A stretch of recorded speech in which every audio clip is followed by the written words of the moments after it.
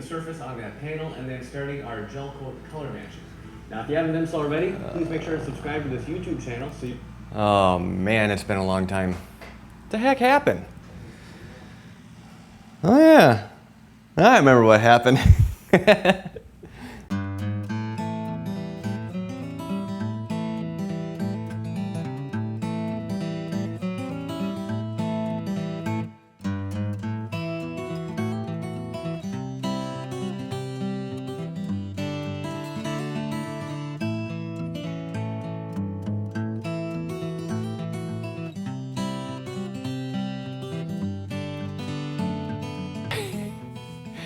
It's been a little while. Where we left off, again, just a little quick recap, is we did all the repairs and we covered everything, or we sprayed over the PVA.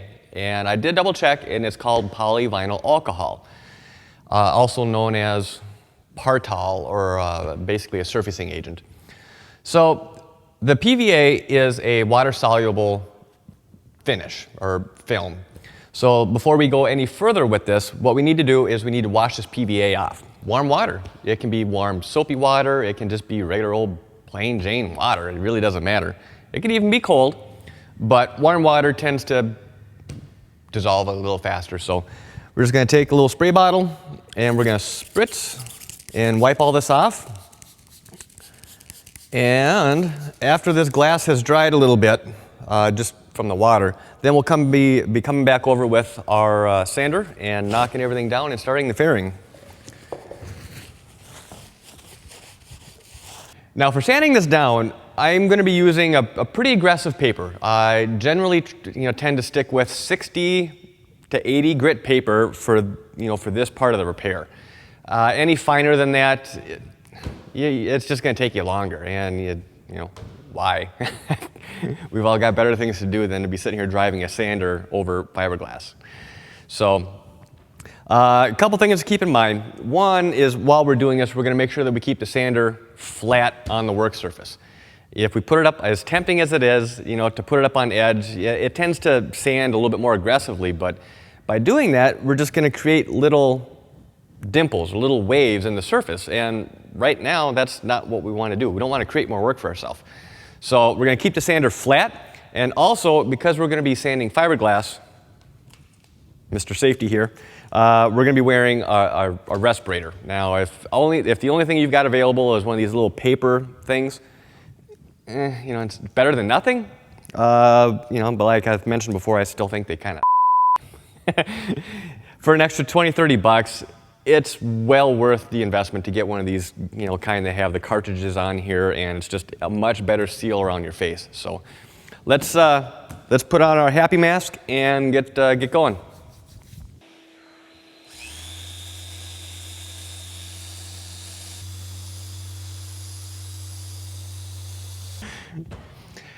Now, after you finish your sanding, what you're looking for is to have kind of a slight taper coming down from the surrounding area, down into the spot that you repaired. Let me zoom in so you can see a little bit better, what I'm talking about here. Basically, I sanded down to, well, I guess it's an area, kind of like maybe an inch or so outside of the actual repair spot. Now, if I put a straight edge on here, there's roughly about an 1/8 inch gap between this lowest area in through here and the compared to the outside area that we're going to be blending into.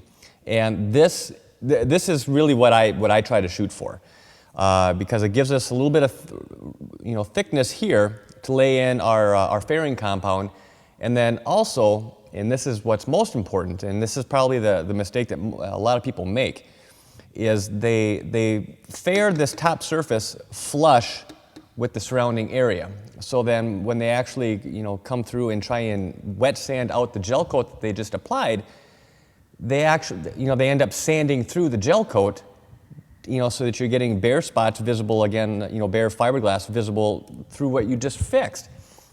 You need to leave a little bit of thickness here to account, or a little bit of a gap here to account for the thickness of the gel coat that you're going to be applying here in a few more steps. Now, when we're talking about fairing in this surface, I want to make sure that if there are any little pinholes or pits or anything on here, I want to fill those in so that when we apply our gel coat, we're not having to, we're not going to have those low spots or those little pits print through and, cause us to have to come back and reapply the gel coat a second time. When we're looking at, I guess, what kind of options we have for fairing this, you have a few choices. You can take some regular gel coat and mix in what's called Cabasil. It's kind of like a cotton fluff filler powder thing. I don't really use it all that much, to be honest. But you can take that, mix up a small batch, and just kind of trowel it in and force it into those low spots, let it cure, sand that out so that everything is flush now, and then we can start looking at getting the, doing the color matching process and then laying in what's going to be our top coat. The reason I don't do that all that often is because gel coat, like actual gel coat itself, it takes 3 or 4 hours minimum for it to cure to the point where you can sand it and, I guess, move on to the next step. What I've been doing for the past 4 or 5 years, and this is a product that I used almost exclusively for this step of the game, is it's a product by AdTech, and it's their P14 Ultra Filler. You've seen me use this before on some of the other videos. This stuff has a lot going for it. It's essentially kind of a gel coat paste, but it's a quick set compound, so that when you mix it up, you can sand it again in probably 5-10 minutes. So it just helps to keep progress going and keep that ball rolling so that we can get this job turned around sooner rather than later. This P14, this is not Bondo. That you see in like the automotive stores or hardware stores. Bondo is a different kind of animal. It's much more porous. It's much softer. It's not the right thing to use when you're talking about doing gel coat repairs on a boat. It's used all the time on cars, but cars don't see the same level of exposure to the elements that boats do. And also, one of the other nice things that I like about this P14 is it's a white paste. It's a white compound. Now, because we're kind of, the gel coat that we're going to be matching on here is, it's not a white, but it's a light color. And by using a white base on here with this P14, we're going to have a much less likelihood of of this compound, kind of shading through our top gel coat in case we happen to sand it just a little thin. Now, one of the questions that I get asked a lot, and I want to address this specifically right here because we're talking about gel coat. Gel coat is a polyester-based material, just like the resin that we used when we were doing our glass work. Polyester and epoxy, they work well together if they're done in the right order. Because we're going to be doing gel coat, you cannot use epoxy at any stage of this repair. You can put epoxy on top of polyester resin, and that bond's awesome. But polyester, based material on top of epoxy, it doesn't work. It's just, you may get it to stick, initially, and you may not have a problem down the road, but it's generally an accepted fact that, you don't put poly on top of epoxy. Other way around is fine, but if you're going to be talking or, looking at doing a repair that's going to be finished with gel coat, you are pretty much limited to using polyester-based materials from start to finish. No epoxy at any point, unless you're intending to paint. If you're going to paint, then it doesn't matter. Now, this P14, it's real easy stuff to work with. It's like I said, it's already a paste, so you don't need to thicken it at all. But you do need to stir it. There is, if it sits in the, without being used or whatever for a little while, you get some yellow resins that kind of float up to the surface. So just mix it up a little bit. And for as far as how much we're going to be using for this step, not much, because if you remember when I put the straight edge on here, I'm already kind of at a the low spot that's on here is pretty much already where I want it. About, well, I think it was actually about a 1/16 of an inch, give or take. So I don't really want to fill it anymore because I want to have that gap for my gel coat. Now, if our gap was more than that, say like 1/8 of an inch, you can use this stuff to do your buildup, to get it to that roughly 1/16 of an inch low range. So all I'm going to be using it for here is just strictly to fill in the pits in the low spots. With that in mind, I'm not going to need much at all. Just a little schmutz. Before I go ahead and mix this though, I need to clean the surface, get any of the powder off of here from sanding and all that other good stuff. So I'm going to give this a wipe down with some acetone. We're going to mix this up. And then for applying it, I'm just going to use it's a white plastic spreader, trowel kind of a thing. And I'm just going to basically force it right in. So let's get the surface cleaned and get this material laid on.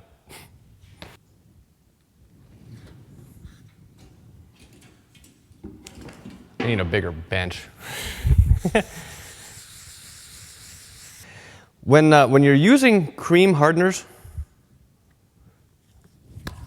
you want to make sure that you mix it up inside the tube really well. Because again, just like most resins, if they sit, they do eventually separate.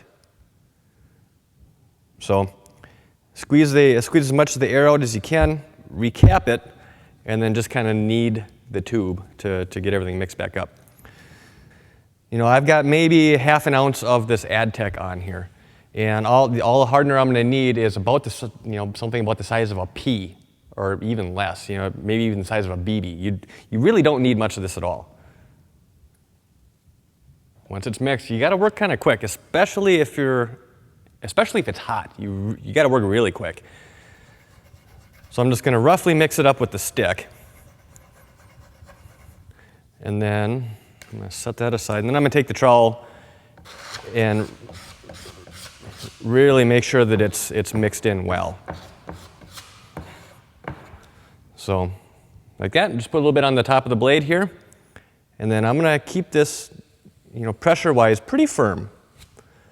Like I said, I want to make sure that this is being forced down into the pits and not really creating any kind of a build.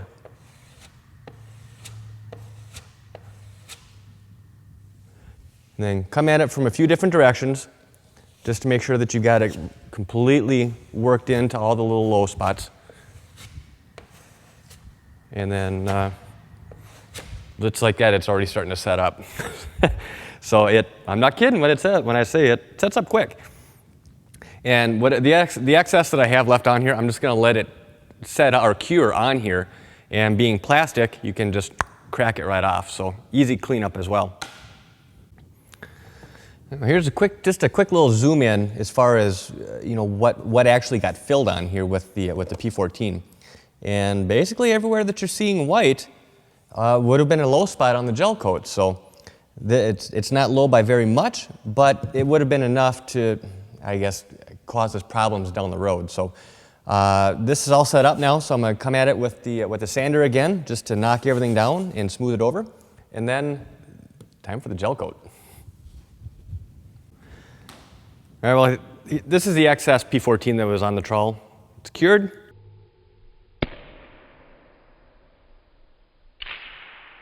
Now it's clean. Well, I think I'm going to cut things off at this point in the video, just mainly because I want the next video to be able to focus strictly on the color, the mixing and the color matching the gel coat. And then the next video then will strictly focus on the application. And then the last one, we'll focus on, finishing it, wet sanding it out and buffing it and making it look pretty. So that in mind, I want to mention a few things. One, I'm going to start doing follow-up videos that are just strictly Q&A.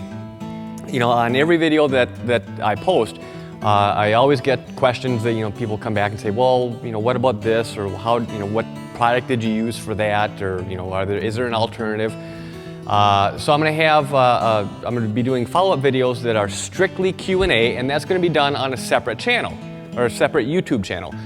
And that channel is called BWT for Bulwarks Today, BWT Dockside. And I'll put a link, probably let's put it right here. And so make sure that you click on that and remember to subscribe to that channel. And then, as always, don't forget to give this video a thumbs up. And check us out on Facebook, Twitter, and also my website, bulwarkstoday.com. If you have a question about anything that I said or that you saw, check the website out first. And if you can't find it, send me an email, make a comment on YouTube or on Facebook, whatever works for you. So we will talk to you again very, very soon. I'm not going to have anywhere near as much of a delay for the Gelcoat mixing part of this series as I did just now, because, well, I'm caught up with work. Our baby is here, and life is getting better. So expect the next video up probably within a few days, and we will see you again soon. Thanks for watching.